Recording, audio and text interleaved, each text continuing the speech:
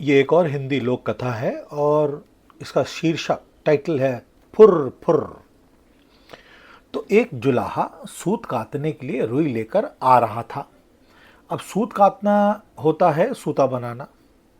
नदी के किनारे सुस्ताने बैठा ही था कि जोर की आंधी आई। आंधी में उसकी सारी रुई उड़ गई। जुलाहा घबराया, अगर बिना रुई घर पहुंचा तो मेरी पत्नी तो बहुत नाराज होगी। घबराहट में उसे कुछ न सूझा। उसने सोचा, जब बीवी पूछेगी तो मैं बोल दूंगा फुर फुर। और फिर वो फुर फुर फुर फुर बोलता जा रहा था। आगे एक चिड़ीमार पक्षी पकड़ रहा था। जुलाहे की फुरफुर सुनकर सारे पक्षी उड़ गए। चिड़ीमार को बहुत गुस्सा आया। वो जुलाहे पर बहुत चिल्लाया, तुमने मुझे बर्बाद कर दिया जुलाहे, आगे से तुम ऐसा कहना, पकड़ो पकड़ो पकड़ो पकड़ो। जुलाहे ने उसकी बात मान ली।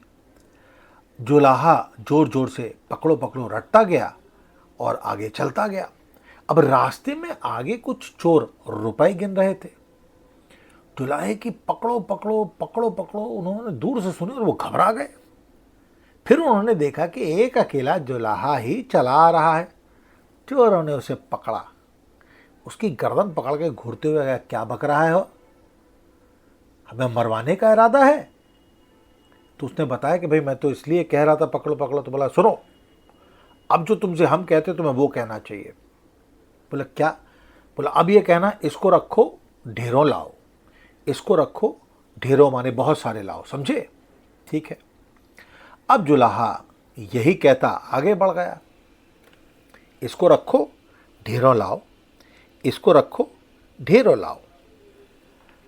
ये कुछ देर बाद एक शमशान के पास से गुजरा तो वहाँ गांव वाले जो थे वो शवों को, डेड बॉडियों को जला रहे थे। उस गांव में बीमारी फैली हुई थी और उन्होंने जुलाहे को ये कहते सुना कि इसको रखो ढेरों लाओ। उन्हें बड़ा गुस्सा आया। वो चिल्लाए, तुम्हें शर्म नहीं आती? हमारे गांव में इतना भारी दुख है, इतने सारे लोग मर गए हैं और तुम बकते हो कि इसको रखो ढेरों लाओ। तो फिर जुलाहे ने बताया कि भाई मैं ऐसा क्यों कह रहा हूँ, तुम्हें ये नहीं कहना है। अब जब तुम आगे चलोगे तो तुम ये कहोगे कि ये बड़े दुख की बात है, ये बड़े दुख की बात है। तो अब जुलाहा शर्म से पानी पानी हो गया।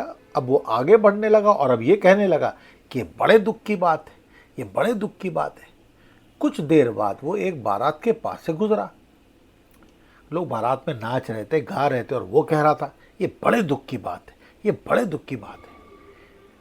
ये सुनकर वो जुलाहे को पीटने को तैयार हो गए।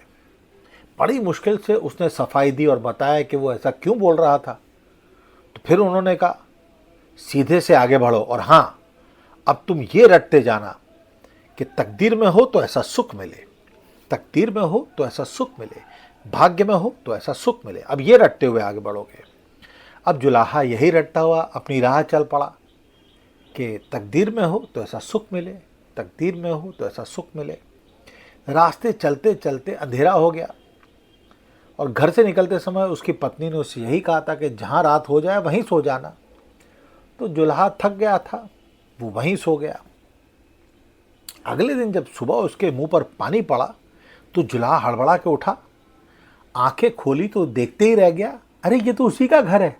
मतलब वो सपना देख रहा था और अभी अभी उसकी पत्नी ने उसके मुंह पर पानी फेंका।